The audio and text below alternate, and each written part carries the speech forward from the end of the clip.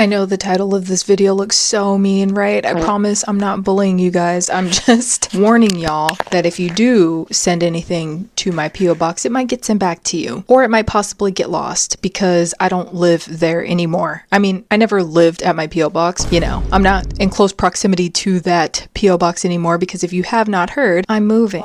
So yeah, I know it feels like I've been moving forever, right? But moving takes a lot of effort on my part. I like to really take my time. I don't like to rush. Just wanted to give you all a little heads up that my P.O. box is temporarily closed, but it will open again soon, okay? This does not include people that I've spoken to privately and we've arranged some things. You're the exception to the rule, okay? We discuss something and things are being sent to me, but this is just a general statement because I do get a lot of emails and comments and messages asking if people can send me stuff to my P.O. box. I usually really love that. But now, I would hate for you to send something to that P.O. box and I miss it, or it gets sent there and then it gets sent back to you. You know, that will happen. I don't want you to waste your money or waste your time. But I did get a few things in my mailbox recently before I closed it, and I wanted to show you guys because I'm just a really big zine head. Y'all know me. But if you don't know me, hello, my name is Bree, and I love zines. And if you're not sure what a zine is, it's basically just a self-published booklet about anything you want. I like to tell people to think of them like homemade magazines, but the main difference between a zine and a magazine is that a zine is usually self-produced by you. There's really no middleman you have to go through to get it approved. You don't have to go through an editor or a publisher. You could just make it on your own without permission anytime you want. But this video is not about that. Today, well, it is. It's showing you zines, but I'm not teaching you how to make zines or anything. I'm just gonna I have stuff to show you, so I'm gonna show you now. I don't know if you could see all those shirts in the back. I'm working on a wholesale order. Imagine not liking me and I'm at home doing arts and crafts. These are going to be sold in a store near you. I actually forgot what state it's going to, but it will be going soon. After they dry and after I cure them, then they'll be there. Also, I have a bunch of stuff here on sale. It's dwindling down. Oh my gosh, if you guys saw the shelf before today, it was full of t-shirts, totes, zines, mystery bags. Look at how little mystery bags are now. There used to be a bunch right there. Now they're gone. I only have like 5 left. Because I'm moving, a lot of these things are on sale. So if you're looking for holiday gifts from a handmade artist, from one of your favorite YouTubers, aka me, then definitely check out Bree's Tiny Print Shop and you could get one of those. Also, I have the blind boxes! So here's a blind box. It's actually within this box, but I packaged it in here so it's safer during transit. It can't get crushed or bent up or anything like that. And if you have missed that, oh, is that someone's address? I think I was showing someone's address. So when it gets shipped to you, wherever you are, it'll be safe. Oh, let me actually show you. In case you haven't seen that video, you can check it out here. But these are the zine blind boxes that I made. It's called Paper Jam, and it's a bunch of zines about my favorite aspects about zine making. So the possibilities that you can get are cut and paste, trash, stamps, and a mystery. Ooh. All the pieces here are part of the hand making nature of it. I'm still making a few more. Just ignore all of that, okay? I didn't realize I was gonna have company. Okay, back to the purpose of this video. I had some things in my P.O. box that I wanted to show y'all. First one I'm going to show is this one I just got today, so I have not seen it yet, but I was anticipating it. And it's from France, and we did a trade, so I sent them a zine. They sent me a zine that I saw on TikTok, you guys. I'm blown away by their work. I'm actually a really big fan now. They just came up on my For You page. Huge fan of Jane's work. I highly recommend you go check them out. They're doing some really cool stuff. I think their zines are all in French, but that's no problem if you speak French. I do not speak French, but I know people that do, so they will translate the zines for me. I like this washi tape. Is that Miffy? You guys, it's Miffy tape! I gotta save this, hold on. Had to get a little piece of plastic to save some of this Miffy washi. Oh my gosh, free washi tape!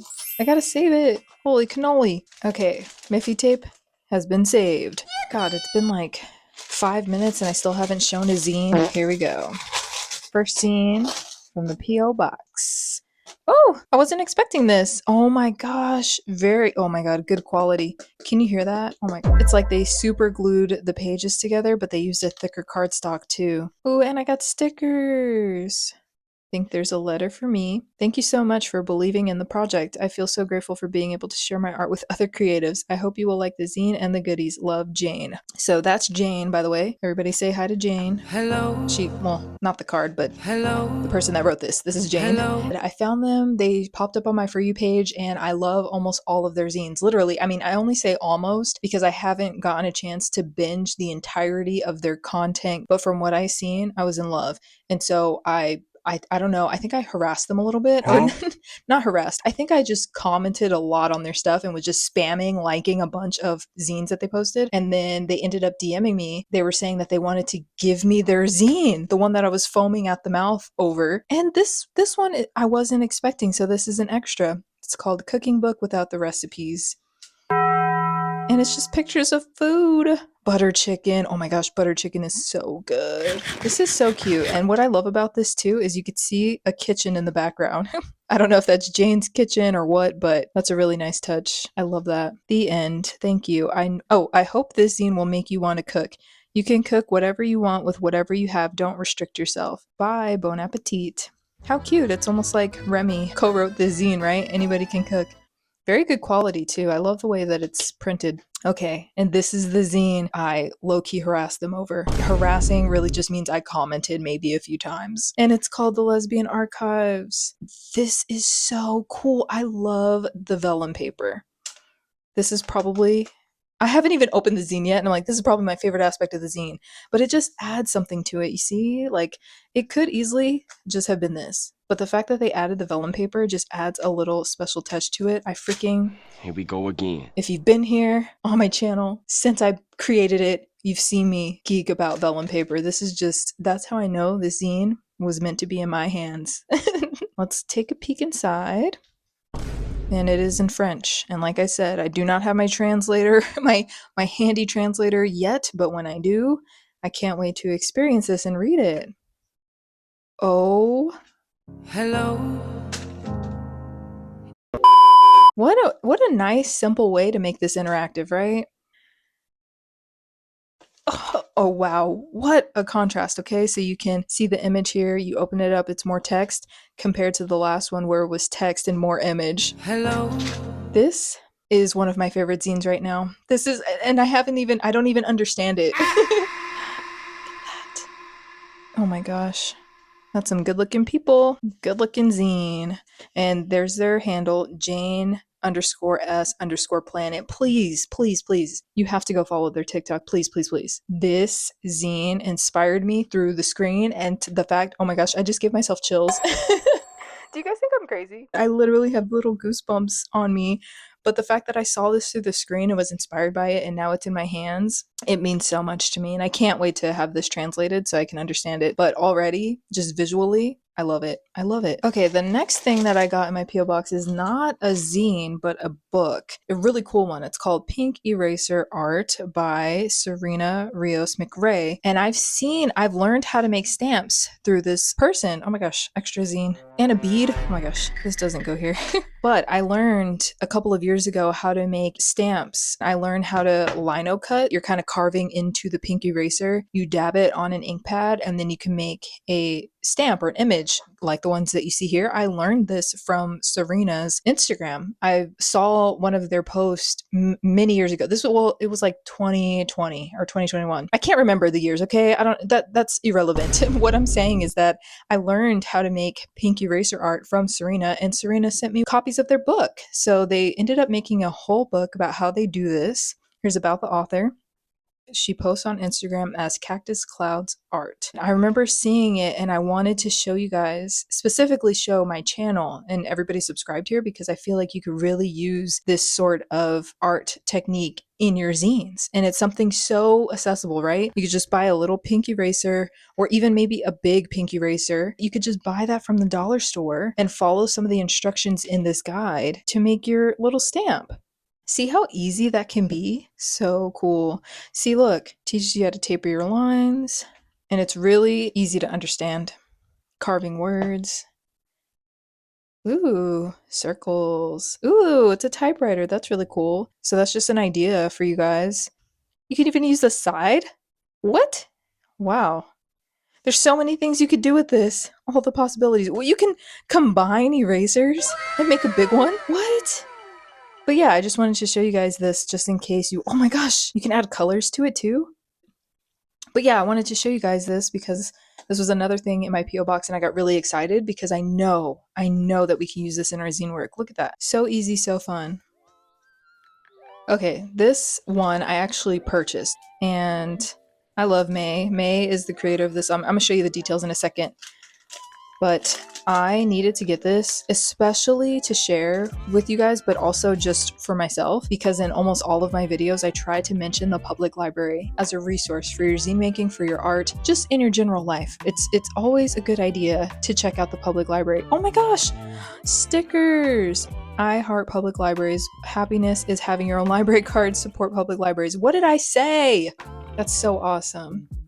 Free Palestine. Okay, but this is the zine that I saw that they made, and this is their first edition, printed in October 2025. Support your local public library, a zine on some of my favorite resources available for free at US public libraries. So they basically just did a bunch of research, compiled it into the zine to make it easier for you, sort of like a guide. So you can refer to it when you know, or when you have an idea of something you may want to do, you can always refer to this to see if it's available for free at your local library. Let's find another page. I want to show something that maybe might be surprising. Reminder that all of these are free. Charcuterie board making class, soy candle making workshop. Oh, okay, so they have workshops at the library too. Beginner sourdough classes. Let's see what's at the very end. Every library does their best to reflect what their community wants and needs. Don't hesitate to request any of these particular resources from your own public library branches. You can also send requests over email or by calling. Libraries are meant to be used by people like you. So true, bestie. Oh, and this is the artist. This is where you can find them, and they listed all their sources. So that's something else you can do too if you're creating an informational zine like this. You can always cite your sources at the end or even have separate pages for the sources so people can look into this and do their own research. I think that's really, really cool. 10 ways you can help your local public library. Love it so much that I just had to purchase it for my own collection. So I wanted to share that just in case you guys wanted to purchase it too. Okay, so these next zines I'm showing you were sent to me in another trade. And these zines, guys, oh my gosh. Okay, I have to show you these. Oh, this was cool paper that they sent it in. I wanted to save it because I thought it looked cute. Oh, they're stickers! Sunny Angels! What the heck? I didn't see this earlier. So I put that aside so I could show you guys the zines. So me and Artizine, we share a birthday. Well, they're born the day before me. So when we found that out, we're like, oh my gosh, we're zine soulmates. Hello. So I really wanted to trade with them and they were down, even though they live in a different country. Look at your zine, pal, and Scorpio sis. How cute. But anyway, I wanted to show you some of their zines. Let's look at the stickers too. I love when people send stickers with the zine trade. Zine making club. Look, Artizine. Zine making club. Oh, that's so cute. These are felt. Oh my gosh. Aww. I don't even want to use these. Try feeling it. Did you fall for it? Did I trick you? I got volume 1. Oh, and 2. It's a zine club handbook. A little note about the author and the zine maker. This handbook is for anyone looking to start or deepen a zine making practice. That's so cool. This isn't a step-by-step manual. It's an invitation to make space for your voice, to explore through your hands, and to create art that is imperfect, personal, and true. That's what I love about these zines, is that it shows different folding techniques. So it's very anti-gatekeeping. Look at that, poster zine. And then it shows an example on the other side. Look at all these different type of folds. So cool. Ooh, and then they do a little plug of their zine making club, which I wish I could be a part of, but I don't live in the United Kingdom. But maybe one day I could visit. That'd be so cool if I could go to the UK just to do zine related stuff. Oh, look, it says the Artizine Club has become the UK's biggest regular zine making event and still holds that small, cozy feel. I'd love for you to join us. Book your ticket using the QR code. So all my UK watchers, scan it. Scan it now. Pocket Altar zine.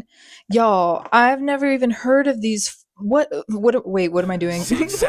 I haven't even heard of these folds. This is really going to level up my zine making game.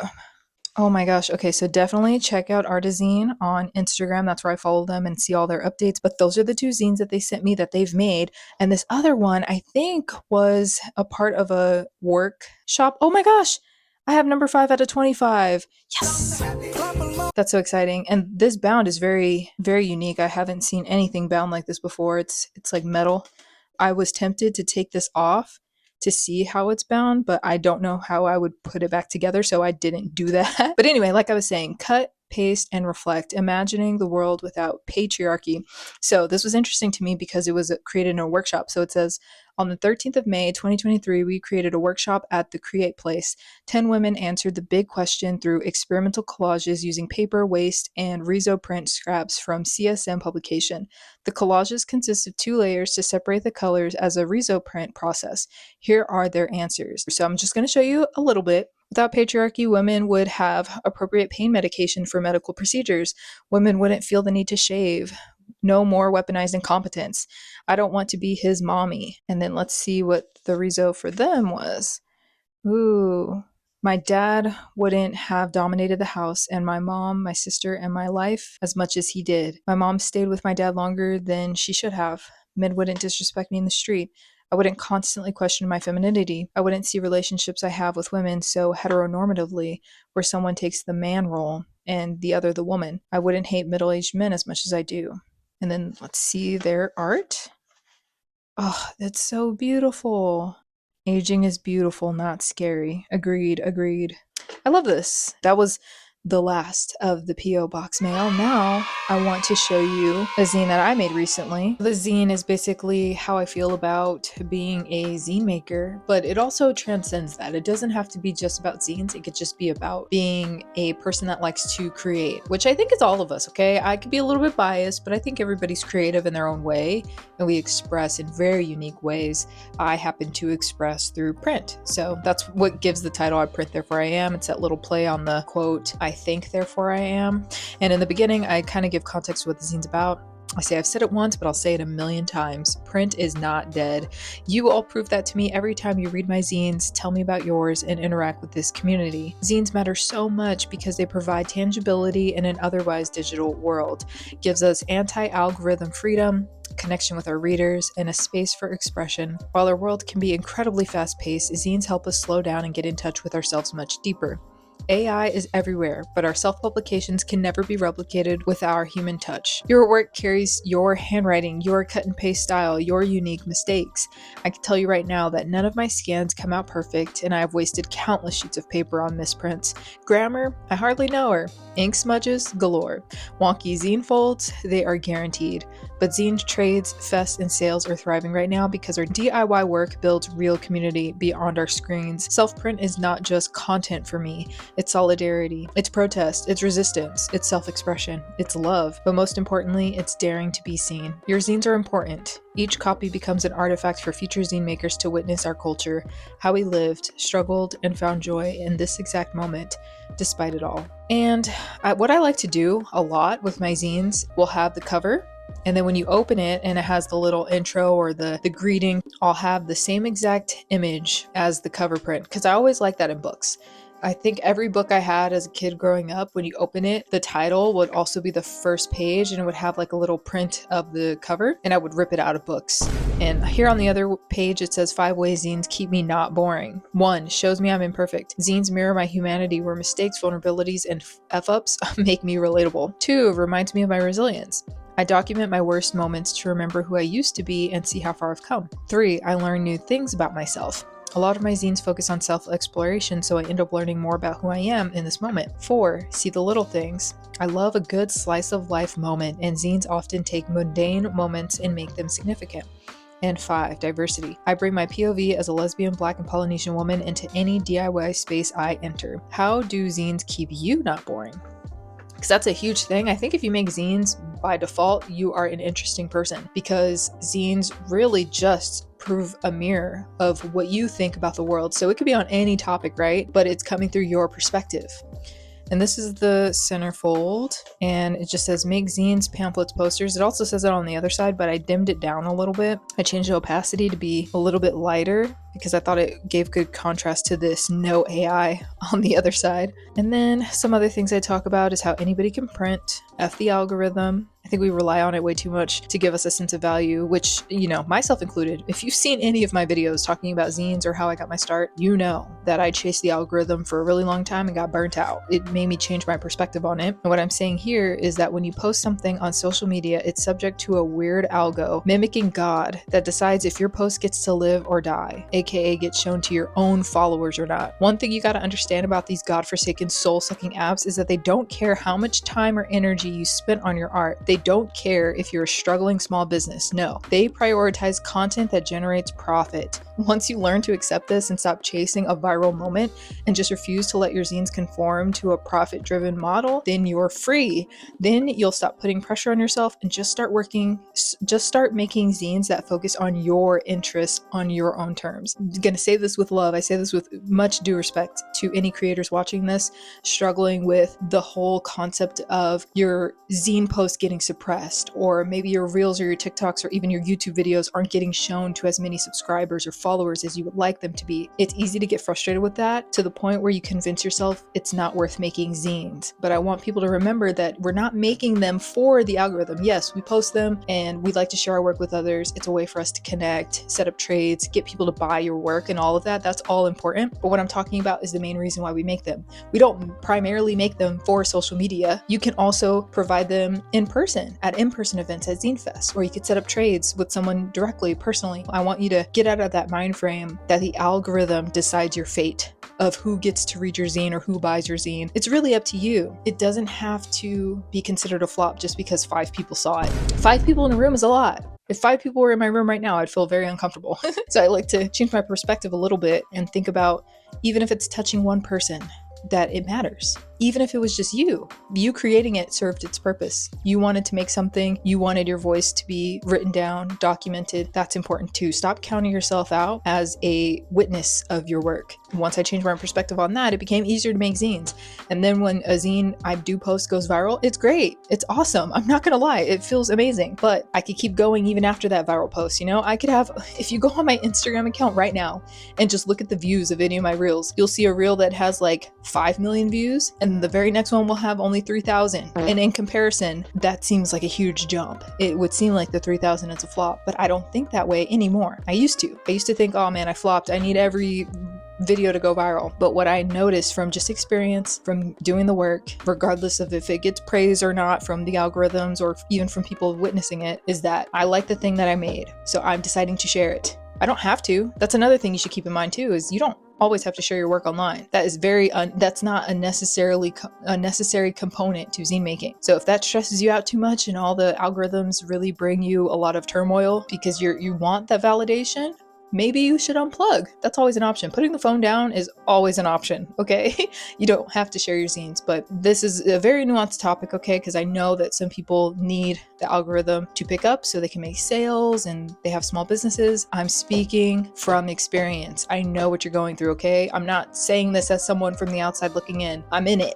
I'm in it with you, okay? And it happens to all of us. But what I want us to keep in mind is that we should be creating for creation's sake. It should not always be about the views. It should not always be about the sale. You don't automatically get praised for creating something in general, right? I think a lot of people put their heart and soul into their work, and so they're expecting some sort of recognition. I think that's very normal to want that feedback, to want the eyes, you know, the attention, to be validated like, hey, you put your whole zine ussy in this piece of work. Here are your flowers. But I want to just tell you guys that doesn't always happen, okay? You don't always get your flowers. Sometimes you have to give the flowers to yourself. You value yourself. I value myself enough to know that any zine I create is meaningful. Because I say it is, because I'm a person, you know, that created something. Just because other people aren't seeing the value in it quite yet, or maybe they never will, it doesn't matter, because I value it. But I swear, once you get there, you stop caring if this gets a lot of sales or a lot of views, and you just make the next one. Because it's not about that one post, it's about sharing what I want to share. And virality is great, but that's not what the main motivating factor of me making my zines is. Like I said before, you don't always get a good job for being vulnerable. You don't always get a cookie for sharing your traumas in your zines as much as it feels like you should, you know? And that's something when people ask me advice like, how are you so vulnerable, or how do you share these things and get people to read it? It's like, I don't worry about that. I just make the thing, and I know that negative attention and positive attention is not anything I should take personally. You have to really, like, I feel like making zines and sharing them online, when we're talking about the algorithm portion of the zine, is like a huge testament to self-work. You know, when you decide to share your work with other people, it does become a ritual in a sense. It becomes like a physical ritual of sharing extensions of yourself and being okay with whatever the reception is. Just radical acceptance that I accept myself, even if I'm wrong, even if I mess up, even if what I make is ugly, even if what I make is awesome, the good and the bad, the positive, the negative, I accept it all. So no matter how anyone perceives the work that I'm choosing to share is okay. They're allowed to think whatever they want to think. Once you get there, I swear, zine making will be a lot more fun for you if you've been worried about the algorithm. But the main purpose of making your zine is to, one, express yourself. It is for you first, and then it's for everyone else afterwards. And it will make a difference, I swear, okay? When you share it, someone will resonate with it. And that's another thing to keep in mind. Just because someone resonates with it or likes it, they won't always tell you that. They won't always write you, you know, when I sell a zine or something, not all the time do I get a review of someone saying what they thought about it, but that does not mean that it did not impact them. It could have. I just don't know about it. So I got to keep going anyway, you know? I can't just be waiting around for the feedback or waiting around for the flowers. I got to keep going anyway and just give myself that validation. But that's just me. I don't know.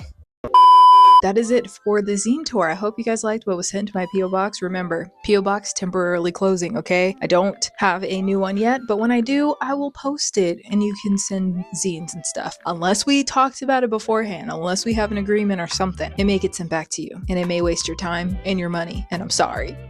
I don't want that to happen to you, so I'm just warning you now. But I hope that you enjoyed the little tour of the things that I did get in my P.O. box. I've gotten a lot actually the past month, but I ended up packing a lot of it. If you like this video, let me know what you think.